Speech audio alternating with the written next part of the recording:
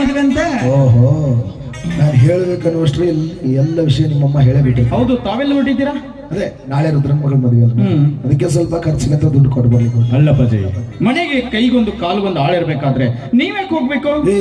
ನಮ್ಮ ಮನೆ ಮದುವೆಕನ ಎಲ್ಲ ವ್ಯವಸ್ಥೆನ ನಾವೇ ಮಾಡ್ಬೇಕಾಗತ್ತೆ. ಹೌದಲ್ಲ, ಸರಿ.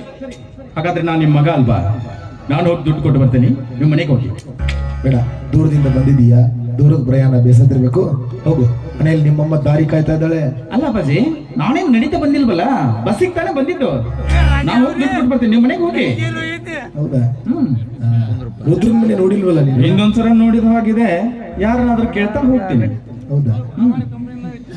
ಸರಿ ಆಯ್ತು, ರುದ್ರನ ಕೇಳಿದೆ ಅಂತ. ಸರಿ ಅಪ್ಪಾಜಿ.